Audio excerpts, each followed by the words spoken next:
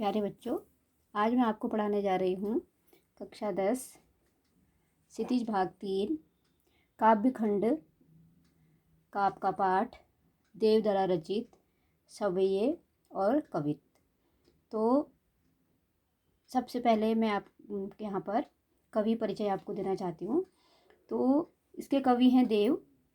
देव का जन्म इटावा उत्तर प्रदेश में सन 1673 में हुआ था और उनका पूरा नाम देवदत्त द्विवेदी था। जो देव थे उनके काव्य ग्रंथों की संख्या 52 से 72 तक मानी जाती है। उनमें से रस विलास, भाव विलास, काव्य रसायन, भवानी विलास आदि देव के प्रमुख ग्रंथ माने जाते हैं और उनकी मृत्यु सन 1767 में हुई। जो देव हैं वे रीतिकाल के प्रमुख कवि हैं और रीतिकालीन कविता का संबंध दरबारों आश्रयदाताओं से था और इस कारण उसमें दरबारी संस्कृति का चित्रण अधिक हुआ है।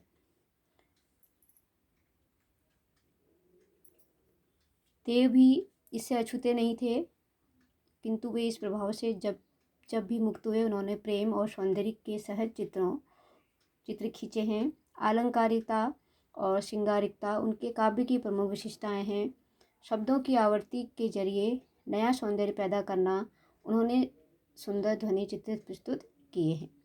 तो यह जो आपका आज का पाठ है यह है सवैये। तो पहले सवैये में आप लोग देखिए। तो प्यारे बच्चों, इस सवैये में कवि देव ने कृष्ण की सुंदरता का वर्णन किया है। तो कृष्ण के बारे में आप लोग सभी जानते हैं। तो कृष्ण की जो सुंदर छवि है वह सभी को अपनी ओर आकर्षित करती है, मनोहारी है, मन को हरने वाली है। तो इस सवैये में देव ने कृष्ण की ऐसे मनोहारी रूप का वर्णन किया है जो देखते बनती है। तो सबसे पहले जो उसके कठिन शब्द हैं उनको आप कहीं पर लिख सकते हैं। तो पायनी, पायनी का अर्थ होता है पैरों में, नुपुर पायल, मंजू मतलब होता है सुंदर, बजे मतलब बजना, कटी का अर्थ होता है कमर, किकनी का अर्थ होता है करधनी, कमर में पहनने वाला एक आभूषण होता है, धुनी का मतलब होता है ध्वनि और मधुराई मतलब मधुर लगने वाली। तो कृष्ण के जो मनोहारी रूप है उसका वर्णन यहाँ पर कवि देव करते हैं। तो कहते हैं कि श्री कृष्ण ने अपने पैरों में पायल बांधी हुई हैं और जो अत्यधिक सुंदर लग रही हैं और जब वो बजती हैं तो और भी अधिक सुंदर लगने लगती हैं। कटी बताया था मैंने, कमर, कमर में बंधी हुई करधनी की ध्वनि और भी अधिक मधुर लगती है। एक तो उन्होंने पैरों में पायल पहनी है, दूसरा उन्होंने अपने कमर में करधनी पहनी है। तो दोनों की ध्वनि मन को हरने वाली है, मनोहारी है। फिर है सांवरे अंग लसे पटपीत। सांवरे मतलब कृष्ण का जो रूप होता है, जो उनका वर्ण है, रंग है, वो सांवरा है, सांवले हैं।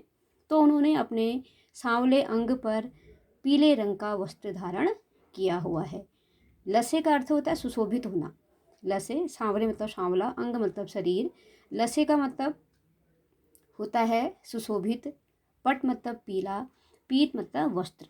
ठीक है। फिर है हिये हुल से बनमाल सुहाई।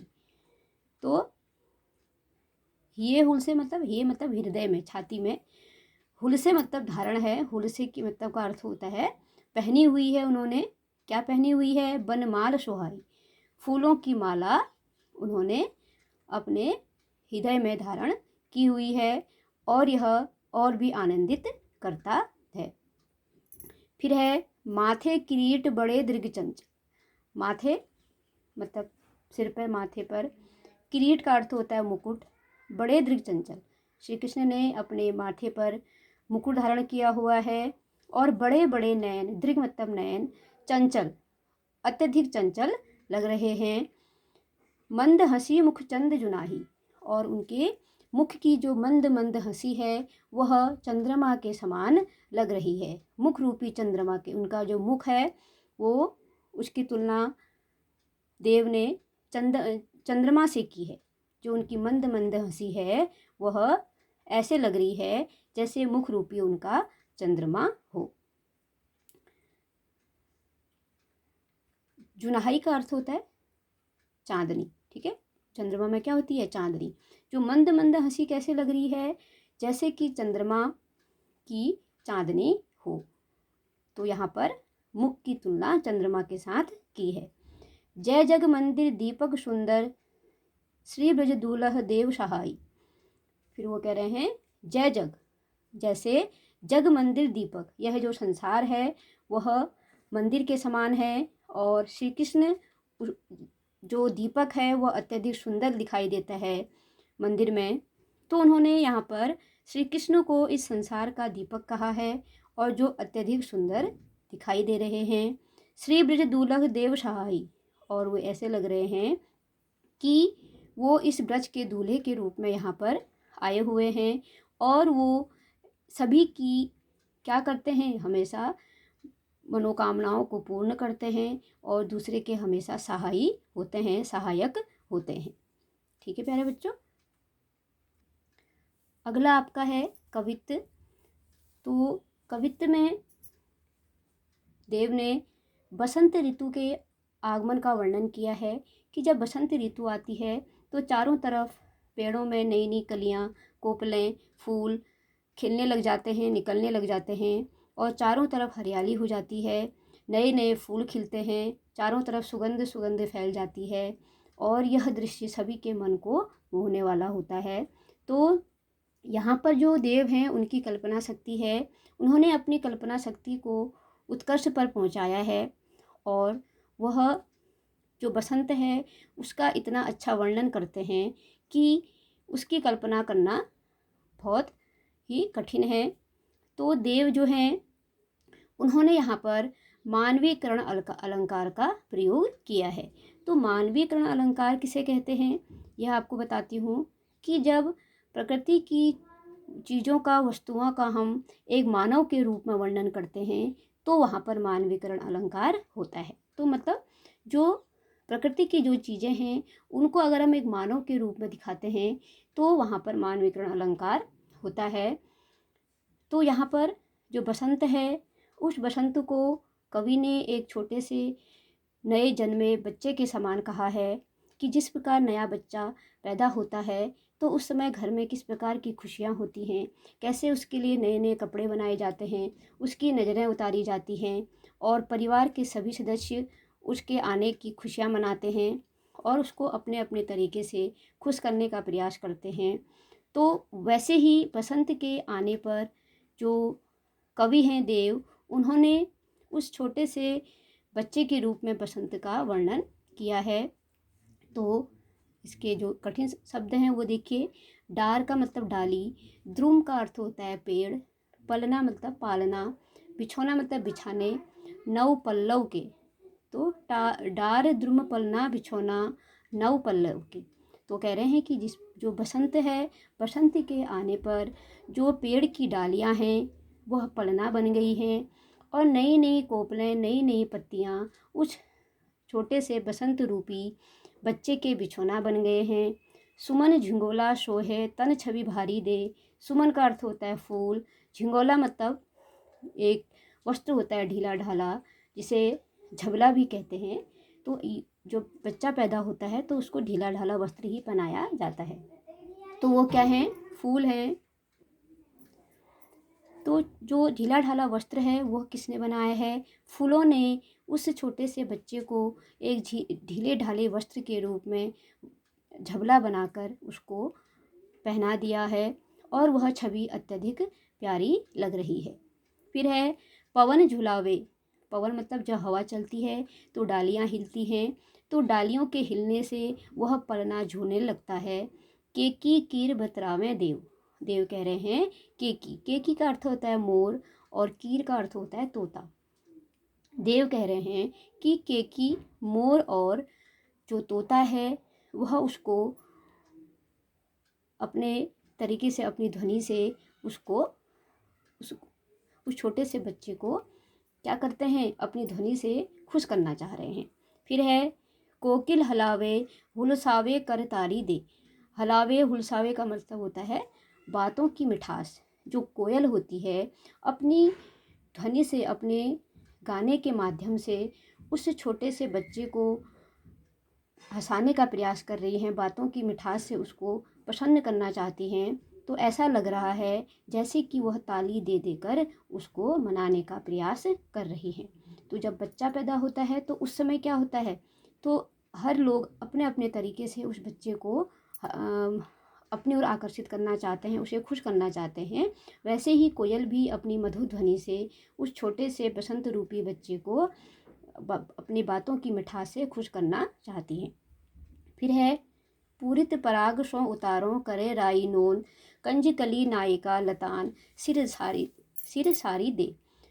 तो जब बच्चा पैदा होता है उसके बाद उस बच्चे को किसी की नज़र न लगे, या आप जानते हैं, तो उसको नज़र उतारने के लिए राई और नमक से घर की महिलाएं उसकी नज़र उतारती हैं।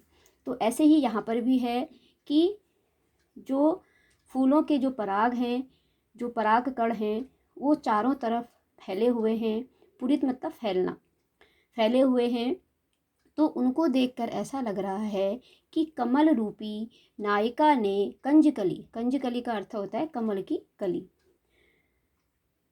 कमल की कली को नायिका के रूप में यहाँ पर दिखाया गया है। तो कमल की जो कली है उसको नायिका मतलब घर की एक स्त्री के रूप में दिखाया गया है, जो लता रूपी साड़ी को अपने सर पर धारण किए हुए है और वह अपने हाथ में राई और नमक लेके उस छोटे से बच्चे की नज़र उतार रही हो और उसने चारों तरफ उसको बिखरा दिया हो। फिर है मदन महीप जू को बालक बसंत ताही। मदन महीप जू को बालक बसंत ताही प्रात ही जगावत गुलाब चटकारी दे। चटकारी का अर्थ होता है चुटकी बजाकर। तो मदन कहा जाता है कामदेव को, जो काम का देवता है, और महीप का अर्थ होता है जो राजा। तो बालक बसंत ताही, यहाँ पर कवि ने उस बसंत को कामदेव का, जो कामदेव राजा है, काम का जो देवता है, उसका बालक कहा है, पुत्र कहा है। और प्रातः ही जगावत गुलाब चुटकारी दी, और उस बसंत रूपी बालक को जगाने के लिए प्रातःकाल गुलाब की कलियां चटक कर मतलब खिलकर चुटकी बजाकर उसको प्रातःकाल जगाती हैं। अगला आपका है कवित्त। तो इस कवित्त में कवि ने चांदनी, आप लोग जानते हैं चांदनी कब आती है, पूर्णमासी के दिन पूर्ण जो चंद्रमा है वह उदय होता है। तो यहाँ पर कवि ने चांदनी रात का वर्णन किया है। तो वो कहते हैं कवि कि चारों तरफ चांद की जो रोशनी है चारों तरफ फैली हुई है। तो यहाँ पर राधा की सुंदरता का भी वर्णन किया गया है। फटिक सिलानी सौ सुधा रयो सुधा मंदिर। तो वो कह रहे हैं कि फटिक एक रत्न होता है, एक रत्न होता है जो पारदर्शी होता है, और जब किसी पारदर्शी वस्तु पर की कोई रोशनी पड़ती है तो वह और अधिक चमकने लग जाती है।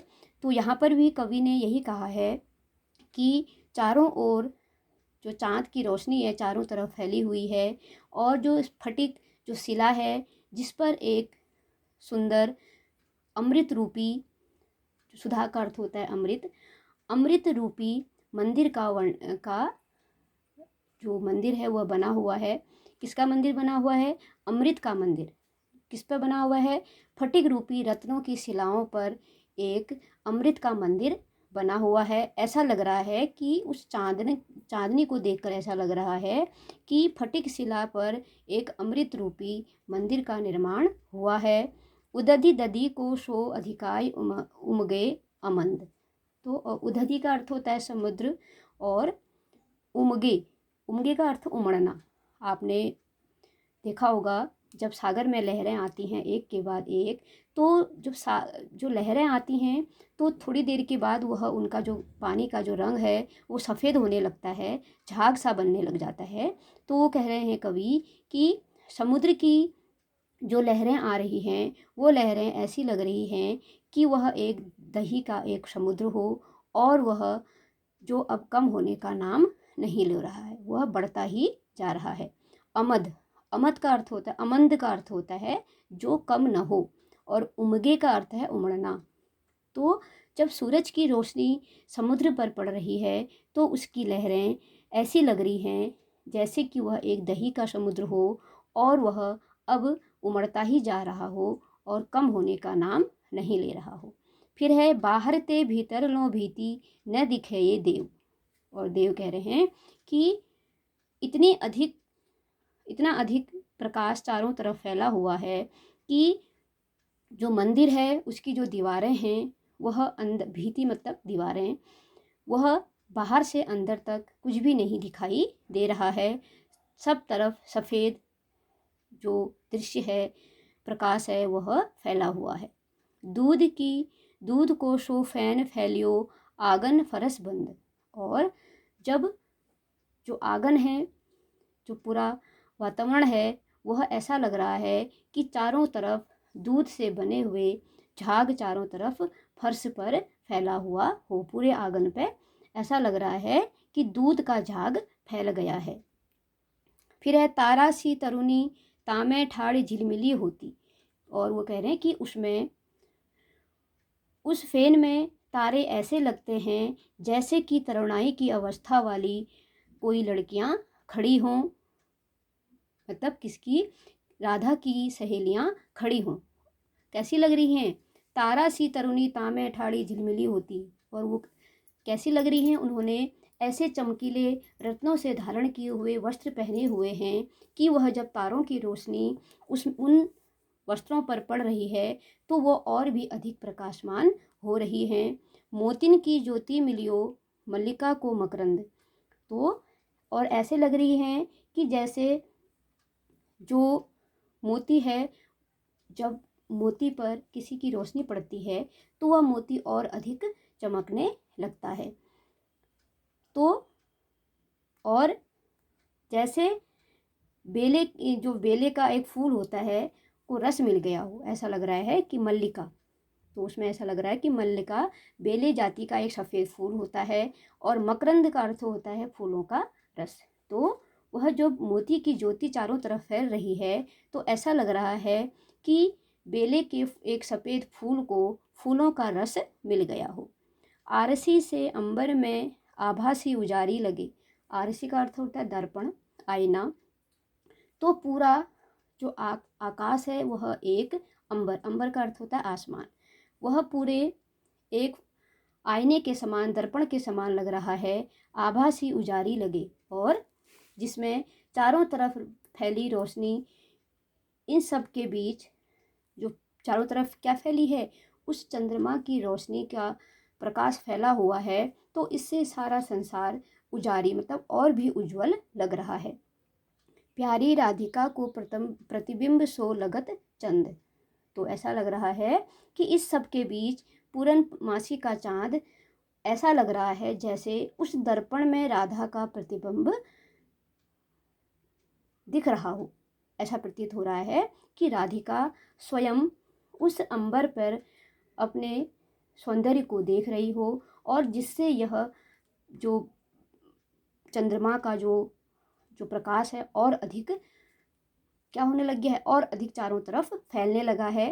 अर्थात यहाँ पर कवि देव कहना चाहते हैं कि यह सब किसके कारण हो रहा है, कि जब राधा की जो छवि है वो चंद्रमा पर जा रही है तो इससे चारों तरफ जो पूर्णिमा की जो रोशनी है, जो चांदनी है, वह प्रकाश है, वह किसके कारण है? राधा की जो छवि है जब चंद्रमा पर पड़ती है तभी यह सब कुछ हो रहा है। तो यहाँ पर राधा की सुंदरता का वर्णन भी कवि ने किया है। प्यारे बच्चों, यह जो कवि देव हैं इनके बारे में आपको मैंने बताया, और इनके जो पद हैं, जो सवैये हैं, कवित्ते हैं, यह भी मैंने आपको बताया है। तो अगला वीडियो है, इसमें मैं आपको जो अगला आपका काव्य खंड का पाठ है उसका हिंदी भावार्थ बताऊंगी। तो प्यारे बच्चों, आप इस वीडियो को देखें और लाइक सब्सक्राइब अवश्य करें, ताकि जो मैं आपको इतना समय लगा के आपको पढ़ाती हूँ उसका कुछ हिस्सा मुझे भी मिले और अधिक पढ़ाने का मेरा इच्छा हो।